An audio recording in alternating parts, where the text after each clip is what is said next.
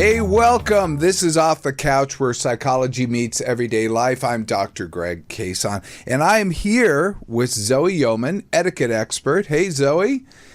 Hi, Dr. Greg. And producer Brian Gomez. Hey, Brian. Happy Monday, guys. And we're going to be talking about a lot of cool stuff today. This week, we're going to be talking about, do men want more than one partner? Well, we have some research to back up what they might say. Are douchey men more attractive to women? And the kind of man that women are actually looking for. Plus, did the pandemic make your social phobia worse? And then in Psychology in the News, the Pope makes an important pronouncement that will affect the mental health of millions.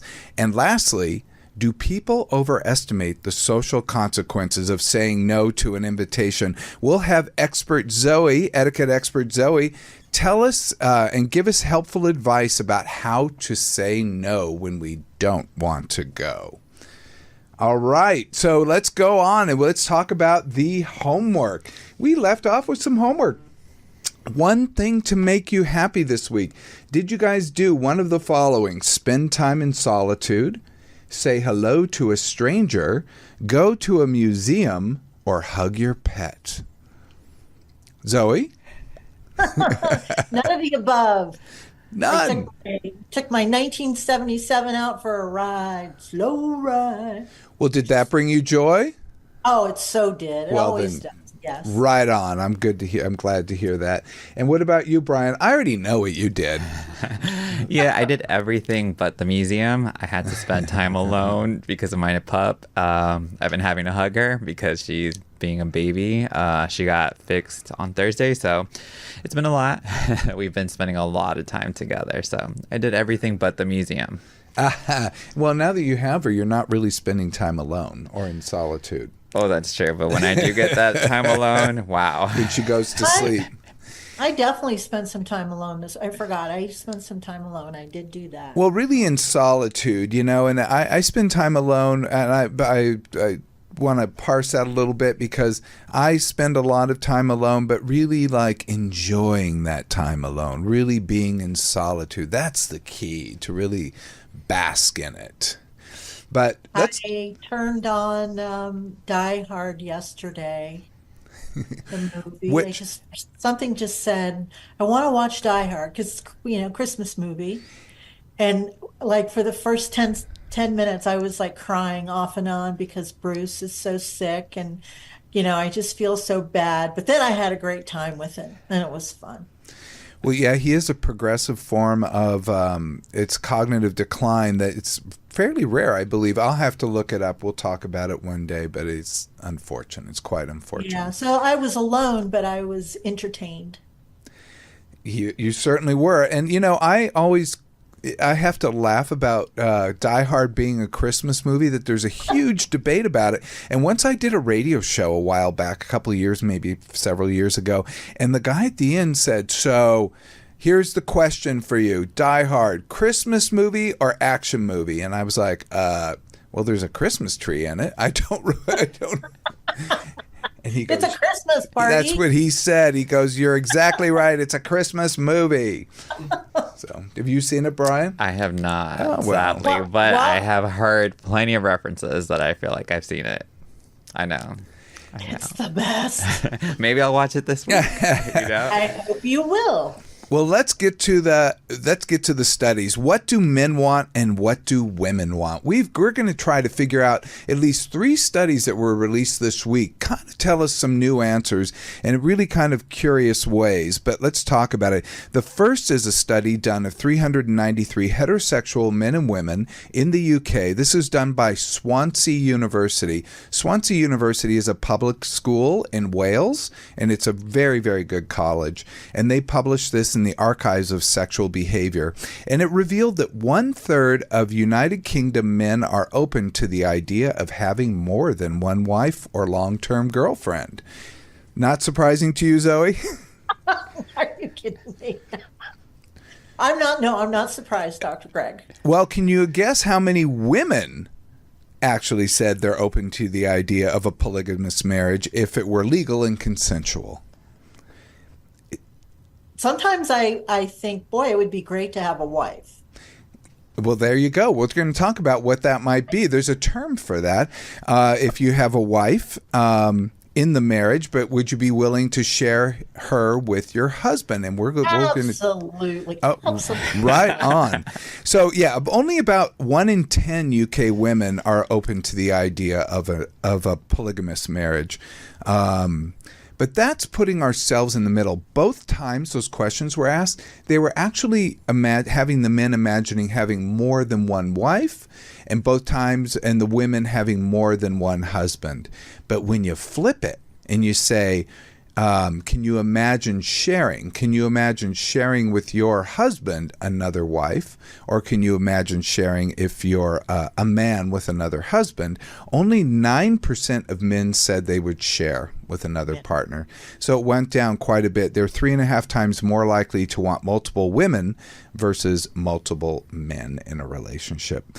And then only 5% of women, so they went down by half, of women said they would share a partner with another woman. Interesting. So I wanted to talk about some terms really quickly. I just thought this was kind of fun.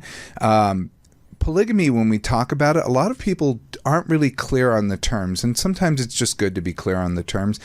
Polygamy is more than one wife or husband at the same time. It comes from the late Greek word polygumia. Of course, I'm probably butchering that, which means a state of marriage to many spouses. Polygyny is more than one female mate. So if you had a wife, Zoe, that's what you'd be practicing, is polygyny.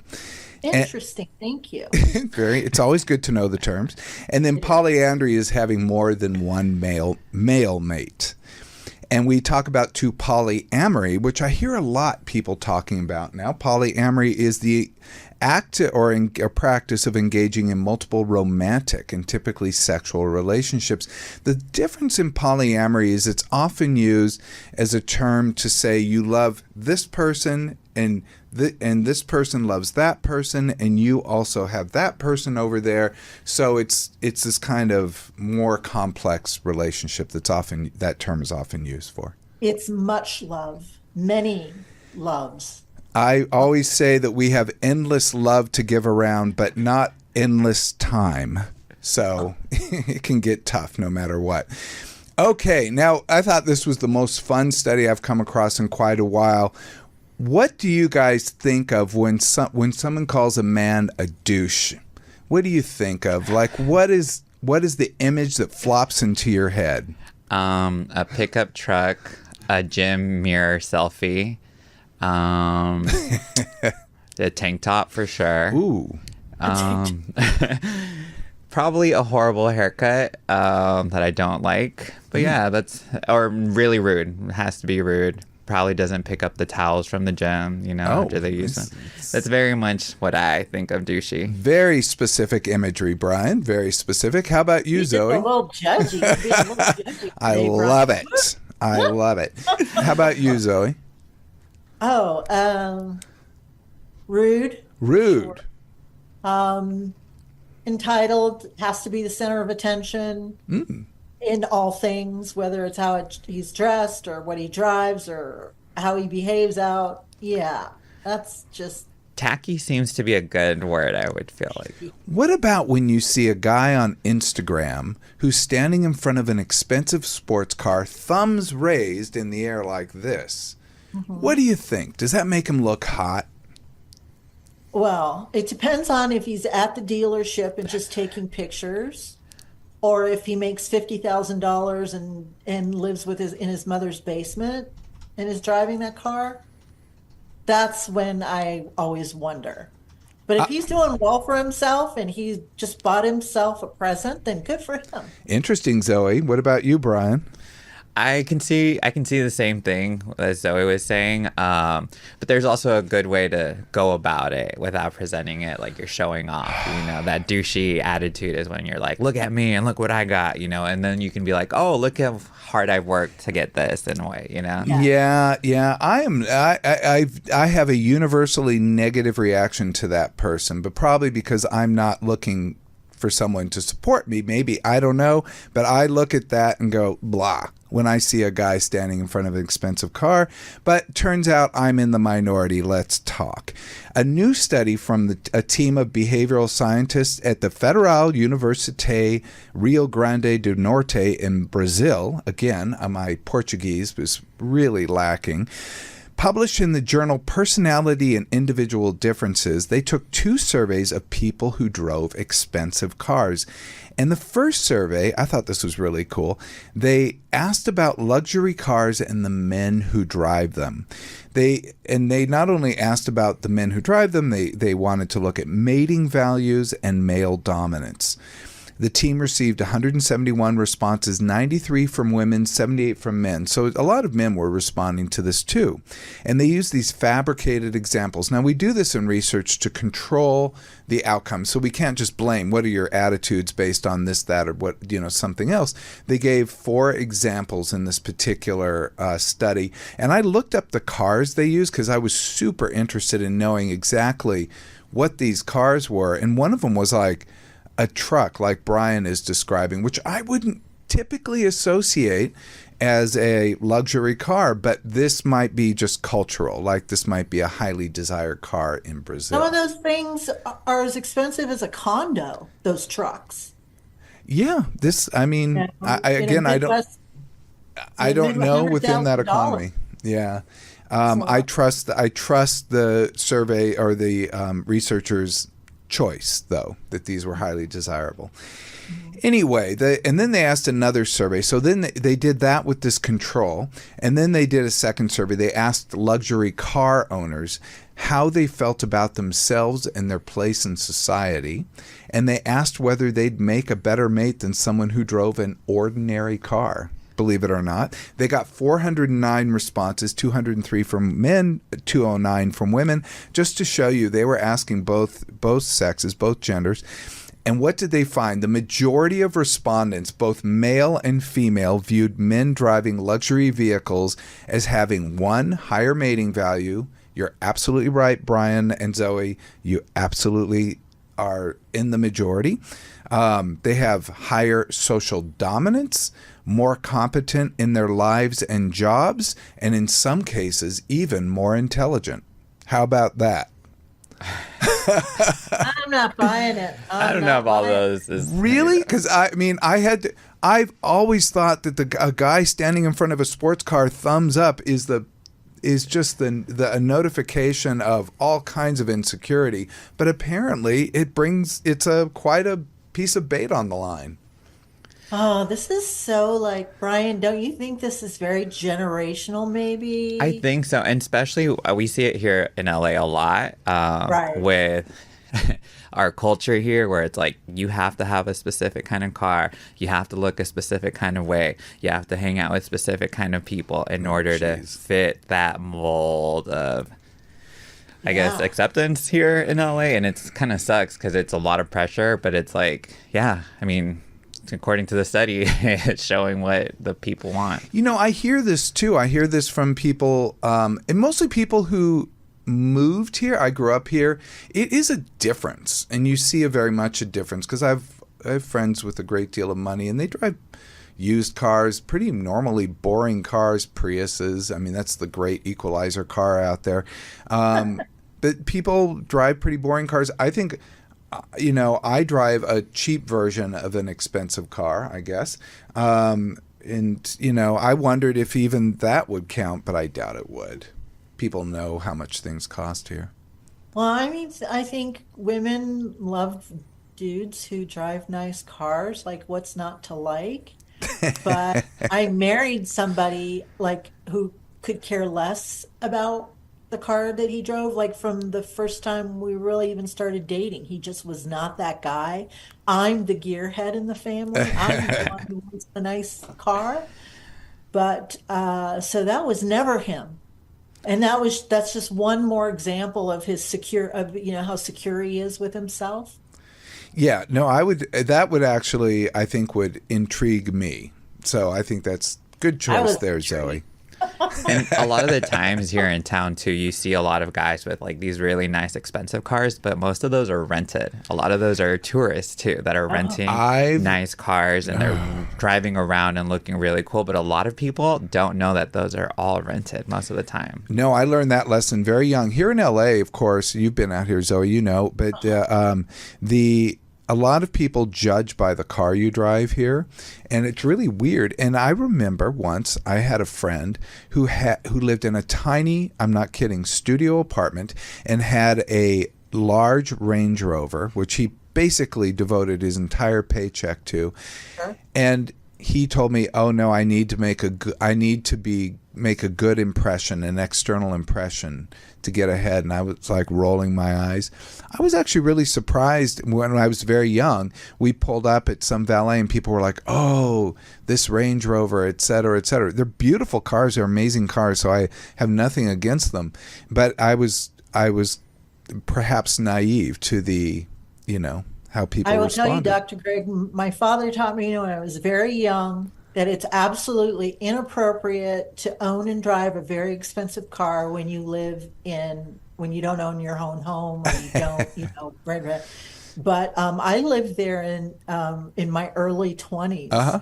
And one of the reasons I left was because I was like, I can't afford a really nice car, and it's like where you live, what you drive, and all of that. And I was just like, this place isn't for me right now.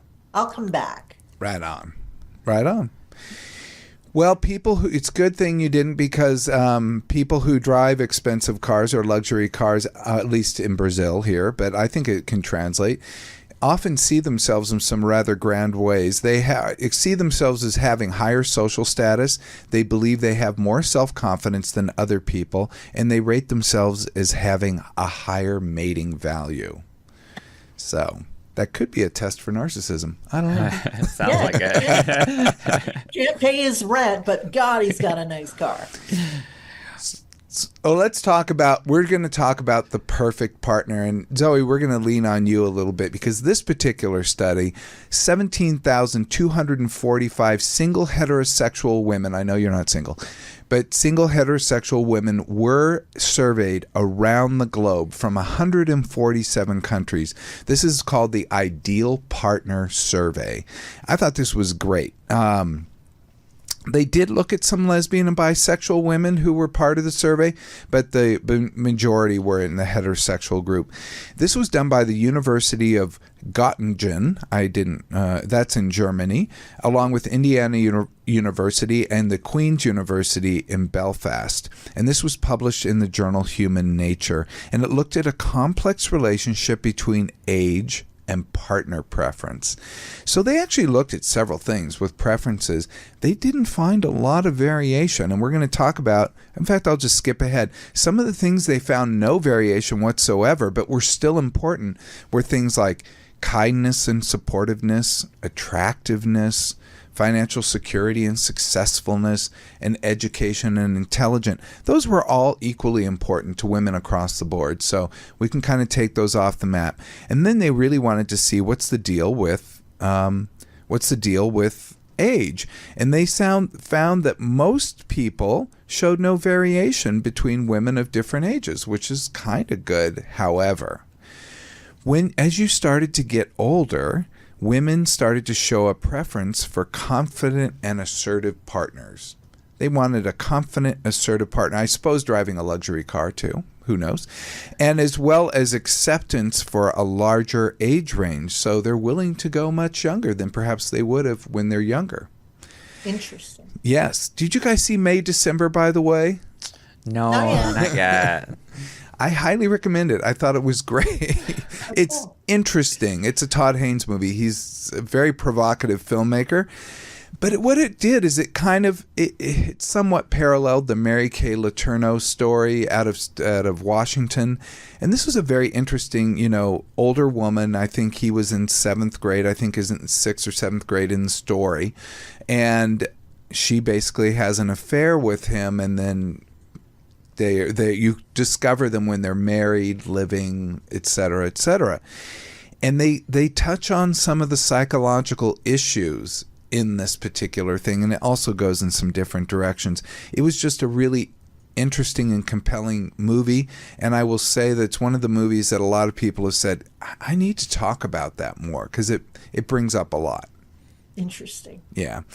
So how parenting intentions also play a role. What do you think when people say they want someone who intends to have kids? What would be the age people would want to have kids? Oh, just stumped you both. I know, because I wouldn't want to have kids till I'm like 40. No, other people, maybe not you. Oh. Well, I was Women. going to say, the universe, God kind of took that away from us. I think people are ready when they're 50, and that's when they should have kids. They're ready, but they're super tired. But they're so tired. or there are no eggs. So ideally I would say much older, but physiologically. It's interesting. The public perception is most think women want children who want children. It's to be the people who want them. Usually goes till about 40 or even 50 years old. And there certainly are examples of that. My sister is one who had children late in life and is very happy to have done that. Mm-hmm. But parenting intentions on the Ideal Partner survey are of high importance only until about 28 years old. And then it starts to wane for most women. Fascinating. I believe that. I went from wanting 6 to 4 to 2. And by the time I got married at 33, I couldn't have cared less. Well, it's, I think you parallel the exact dynamic they were finding in this study. Now, this is across many, many different countries, many different cultures. Of course, there's going to be some preferences, some countries that were surveyed more. The U.S. and the U.K. and Europe and Australia all got a lot more surveys. But it really was interesting to me that there was just this consistency across the board. It was kind of fascinating. With age comes some wisdom. With age comes wisdom, we hope at least, huh? So social phobia and COVID-19 pandemic, I thought this was kind of fun because we always hear about social phobia now, especially in our younger generation, Gen Z people. And overall, this study found, this was done by Peking University in Beijing, China. Peking University, so you guys know, is like one of the top universities in all of China, and I think it's among the top universities in the world. I think it's at least in the top 40, which is saying a lot. So it's a very, very good school. Overall, social phobia is increasing in our modern era, especially among youth. I don't think that was their finding, but that's just to give you a background. They did a study and they published it in scientific reports. But let's talk about social phobia worse, because it may not be clear exactly what it is. Some people call things social phobia. Like I see these shirts that say, I'm a member of the antisocial social club or something like that. If they knew, antisocial doesn't mean having social phobia, or it doesn't even mean you don't want to be around people. It means you're going against people. It means you're a sociopath, essentially. But all these people wear those t-shirts and the sweatshirts. It is kind of a fun play on words, but that isn't the correct use of the words. They would have to say the asocial social club, but that just doesn't roll off the tongue, does it? So let's talk about social phobia. It's an excessive fear of social situations. I'm not going to give you the clinical definition, but this is essentially what it is. It includes attracting attention to yourself. It also is highly active in new situations, and when you're around unfamiliar people, you start to feel more and more aware of yourself. And often people with social phobia, they really go into their own head and they start to think other people are judging them negatively. And then that starts to really do a number on them. They start to think about how they're moving and acting, and you just start to really get in on yourself. An estimated 7.1% of adults have social anxiety or have had it in the last year. So it's a very high incidence of anxiety disorder. And past prevalence of social anxiety among adults was higher for females than males, which is maybe not such a surprise, except when we get to one of the findings of this study. According to a 2022 study, this is the study we're talking about at Peking University. No, this is another study. I'm sorry. This is just to underline. According to a 2022 study, 26% of adolescents presented with intense self-reported social fears. That is 1/4 of people. They may not meet social anxiety disorder, but these are people who have intense social fears in our young people, adolescents. This was published in the International Journal of Environmental Research of Public Health. Scary. So this survey done by Peking University, it was done with just Chinese college students, and they used the social interaction anxiety scale and the social phobia scale. And these are major scales. And they measured 2 time periods, both pre-COVID-19 and early COVID-19. They looked at the period from April 2020 to August of 2021. Remember that time we were all locked indoors, all that stuff. And it measured whether social phobia increased, decreased, or stayed the same. Pretty basic. What do you think? Well, we already know where this is going. Approximately 44% of social phobia symptoms in people intensified. So 44% of people, it intensified or increased. Their social phobia symptoms got worse. That makes a lot of sense because when you look at how to treat anxiety disorders, including social phobia, one of the most important aspects is getting exposure. So if you're not having exposure to other human beings, your feelings might get much worse.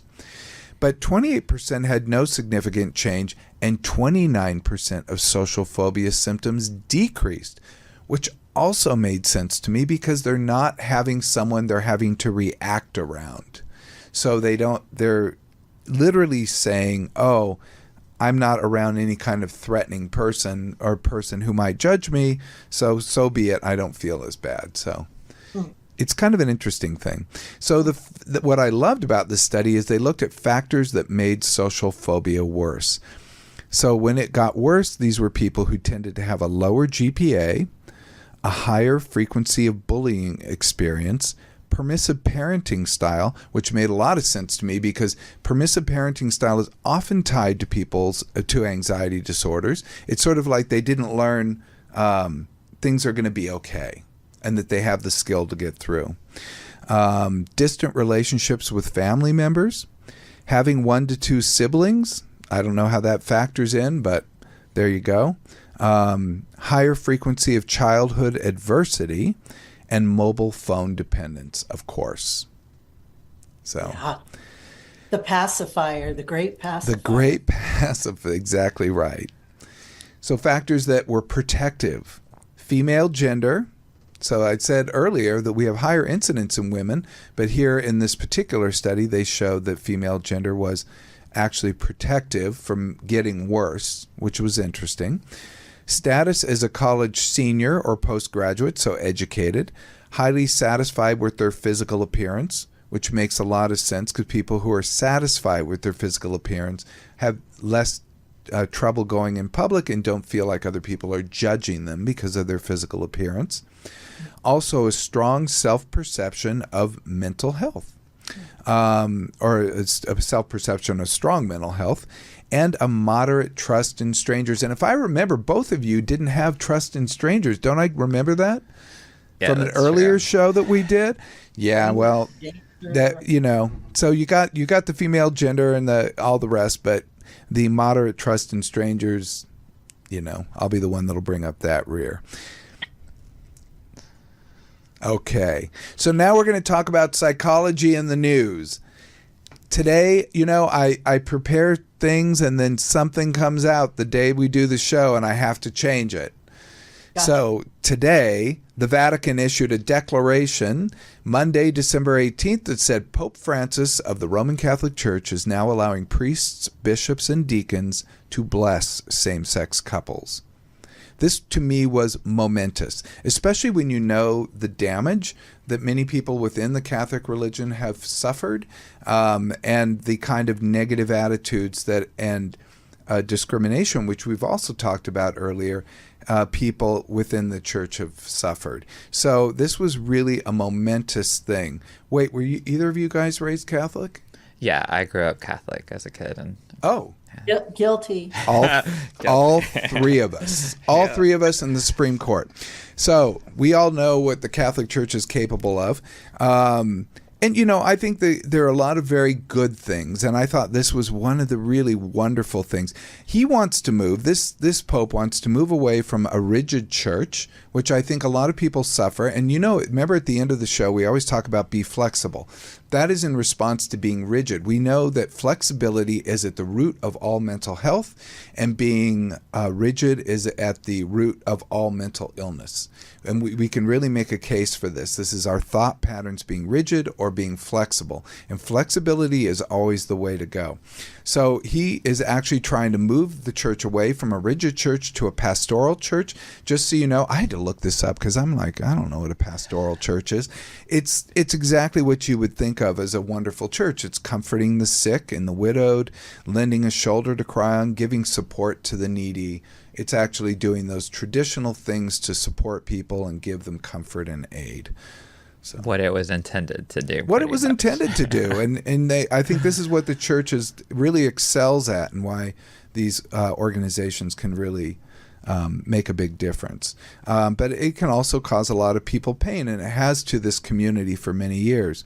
Now, this isn't the same as a marriage, which you guys know, but I'm telling our audience, there are 7 sacraments within the Catholic Church. Now, you can't get all of them because either you get married or you get ordained. I mean, you got to make a choice at some point. But we all, through the Catholic Church, have to go through these series of steps. And I was never clear as like, is it absolutely necessary to get into heaven? Because when I was a kid, that was what we were taught. But I'm not sure what the current philosophy is. But I think that's the same, probably. It's probably the same.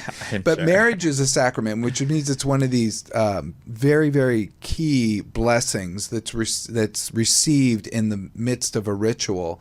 So here, marriage. But so it's not blessing the same-sex marriage. It's blessing a same-sex relationship, which is a very different thing, but I still thought it was pretty wonderful. And it's a huge step toward inclusion. Or I think the word's blessing the same-sex couples. So I don't know if that's a real parsing of words, because the relationship might be a little something different than the couple. Does no one have a priest on speed dial? Do you know I've worked with many priests? I've given last rites with priests. They're incredible, really wonderful, like really, really wonderful. And I can't go on about all the positives I can say. I know that but these priests were willing to go the extra mile and do the extra work to really bring in people in their flock. And every priest I knew was practicing pastoral, church. Yeah, I want to say pastoral therapy, but you know what I mean, as opposed to there's like baptism, First Communion. Yes, you get me. So That's baptism. Let's go through them. So our audience knows. I don't even think these are the proper names, but yes, you're going to get baptism. Okay. Then you do the confession and penance, because you have to clear your soul. That is a sacrament. That's a sacrament, right? Then you get First Holy Communion. Communion is when you're like 10 or 11. That's when you take the Eucharist. Right, It's the little bread wafer, so people know. It's like a little wax disc, and it sticks to the top of your mouth, and you're trying to get it off, and then I was worried the whole time. I had God stuck to the roof of my mouth. Oh my This is a little kid. When you're in second grade, you have these thoughts, and you're already dealing with a tremendous amount of guilt being Catholic, so you know how guilty I felt having God stuck to the roof of my mouth. But it finally dissolved, and I remember it was a mildly traumatic experience as I'm walking back to the pew. The pew. Thank you. Oh my God. And it just, yeah. So anyway, you have the First Holy Communion. You do the confession. You have the baptism. You have the confirmation. Right? Oh, confirmation. Confirmation. Yes. Which I got confirmed. Did you guys get confirmed? No, I was going to ask you guys where you guys stopped, because I only got baptized. Yeah, I went all the way through confirmation, So I think we're at like 5 now, and I don't, and marriage, and then Confirmation, marriage, and then last rites, which you last can't. rites. It's administering to the sick, or I forget how it's worded, but it's yeah. And then the other one is getting ordained as a priest. So of course you can't get ordained as a priest unless if you're married. So they We won. did it. Look, we did it. Look at that. Our 3 recovering our cats. catechism is holding up strong. I wouldn't say that, but My there you mom go. would be proud of us. Hey. So catechism, for those who don't know, it's the teaching of the Catholic doctrine. And you have to go through, if you don't go to Catholic school, you have to go to Catholic schooling. So it's after school classes. I suppose it's the same as Hebrew class Of course it is. in Of course it is. in That's Jewish what we do. religion. Yeah. Or The- an amount, yeah. Okay, this is interesting because just on October 31st, the Pope also issued a document making it clear that transgender people may be baptized, may serve as godparents, and may be witnesses at church weddings. So we're seeing a more inclusive church. So I thought this was really wonderful. And now I'm going to move on to something about me. Just to go very quickly, I went to a party last night, and everyone was really into my shoes. And I just had to laugh because I kept saying to people, I've worn these shoes many Christmases, Christmas shoes. I will show you them in just a second. They're Christmas shoes. I have never had anyone give me compliments about these shoes, but people were going nuts. Now, this was a Hollywood party, and so there are people who might follow trends a little bit more closely. And I felt so good about my shoes suddenly. I mean, literally, no one's ever liked them except me. And then, so I wear them anyway. I don't care. But having all that positive reinforcement had me feeling very proud of my shoes. And so I'm like, I'm going to wear it to the studio because I'm going to show off my shoes. And then I saw this Wall Street Journal article today. And this is literally last night. Then I see this article today, and I have the article somewhere, but it's basically that kids are going crazy over this character right here. Oh, I'll show you my shoe. This is Snoopy right here, and these are Christmas shoes, and there's a Christmas Snoopy that right now, because of TikTok, is getting completely sold out, and all these people are going on a mad dash for Snoopy stuff. And then I understood why everyone liked my shoes. Oh, well, Dr. Greg, adorable. You're so fancy. I love it. I'm either I very love much ahead of the curve, or everything old is new again. I just don't know. You should be on TikTok from now on. Yeah. Okay. So... Make a video later. But what really fascinated me about that was just that the power of positive reinforcement. It made me feel good. I felt good about it, and I wanted to repeat the behavior. Positive reinforcement is literally, it's not what you think. It's not saying something good necessarily to somebody. It's when you do something and the behavior you would do a behavior like here, me wearing the shoes, and then somebody says something like, oh, nice shoes, or they let you in a special thing, or you get some privilege, or who knows, you get money. That acts as a positive reinforcer if the behavior tends to repeat. So we judge the behavior by if it repeats. Then when I saw that Wall Street Journal article, I thought, oh, I can't wear the shoes today. And then I thought, oh, wait, I'm overriding myself. I'm going to wear them anyway and just talk about it. But the power of positive reinforcement, it's something to pay attention to. And it acted unconsciously on me without even realizing it. Good choice. I like them. Do you like them, Brian? I do. They're cool. If you're into that. No, they're cool. They're cool. They're cool. Exactly. They're perfect for the season. I like them on Dr. Greg. No, they're actually cool. I even like the shoe too. I like the band. I like to celebrate Christmas, so sometimes I go there.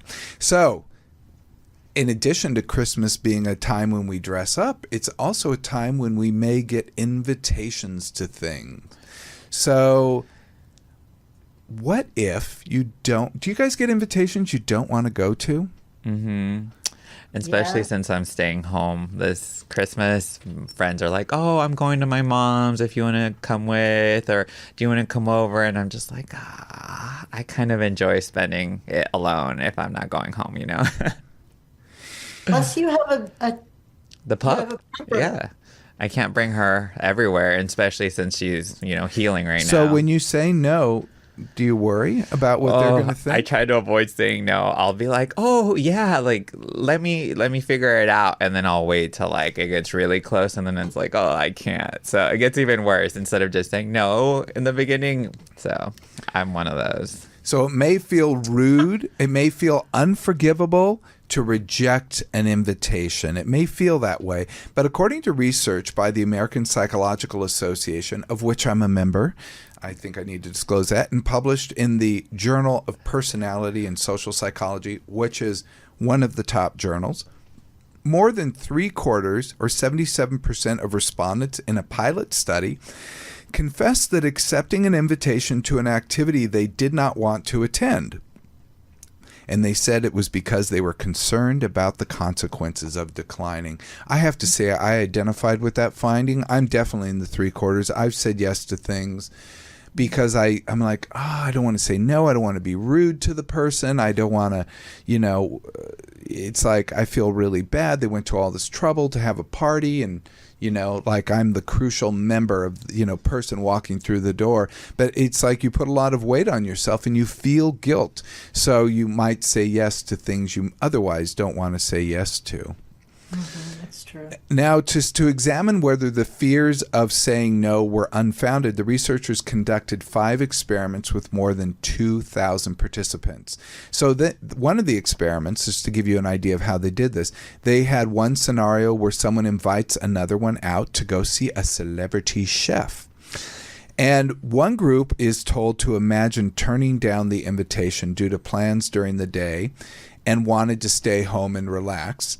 And the other group is told to imagine giving the invitation and told the other group is told to imagine giving the invitation, like inviting the person to the celebrity chef, and then they're told their friend is turning them down for the same reason, that they just want to stay home and relax.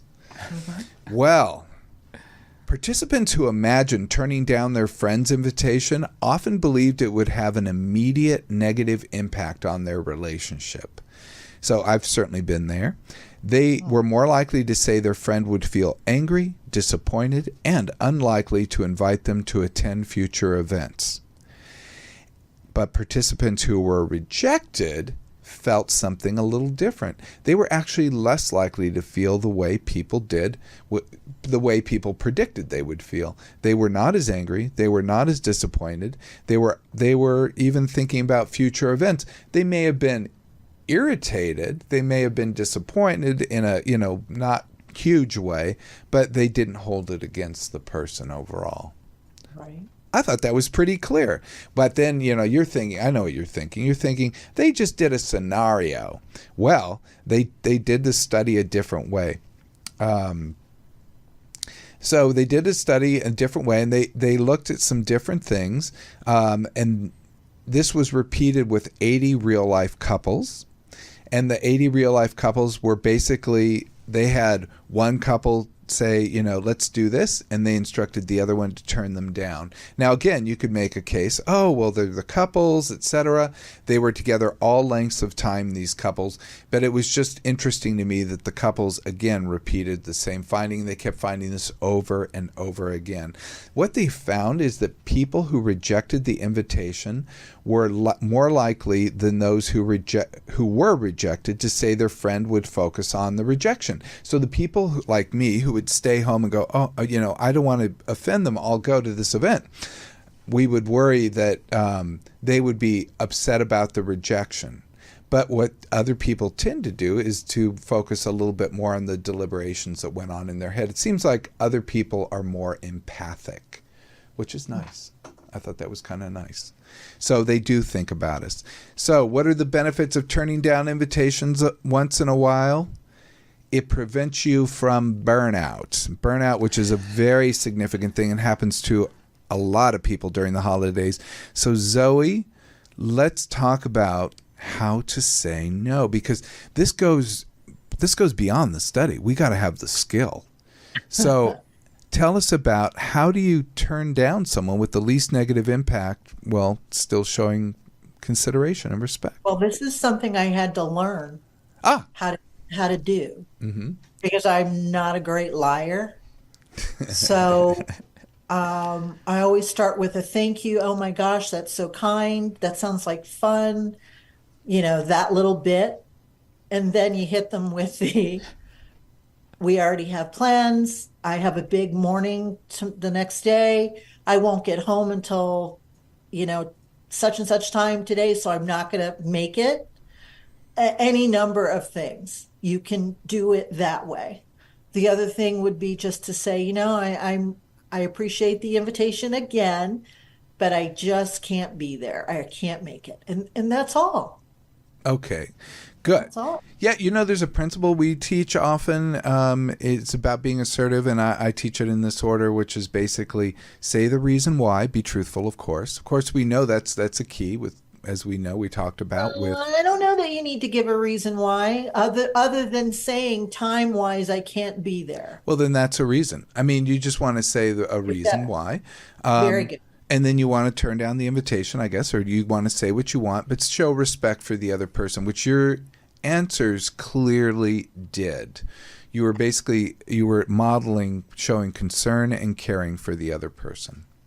Yes, because it's better to turn down an invitation instead of going, feeling bullied, feeling like you got roped into it, getting there, not having a good time for whatever reason. That's not serving yourself. That's not setting boundaries for yourself. I mean, your own, meeting your own needs. And then sometimes, surprisingly enough, you'll go and you'll end up having a great time. And you're like, I'm really glad I came to this thing because I didn't think I was going to enjoy myself. But then I did. So I like how you said setting boundaries for yourself, Zoe. I feel like we aren't great at doing that most of the time, where we need those boundaries to kind of protect ourselves from, like you said, Dr. Greg, burnout, because a lot of us will try to do it all. And I feel like sometimes I truly want to do it and go to the event or party, but then when it comes close to it, I'm like, I don't want to go anymore. I'm kind of like, I changed my mind. I think that happens to all of us, kind of like I wish I had said I was busy or otherwise engaged. But I have felt bullied on numerous occasions into going to something that I didn't really want to go to, and I just don't allow that to happen anymore. Right on. Right on. I've got something built into me. If somebody starts to bully me to go to an event, I'll try. That's an easy no to me. That's and a hard nope. No. It's a hard no. But people usually are quite considerate and wonderful. And I think you're right, Zoe, too. If you do make the choice to go, I've always held this. Like, I go and I just enjoy myself. Like, I throw myself into it and I just have a good time.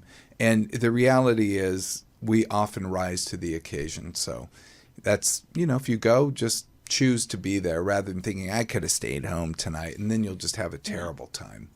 Well put. Well said.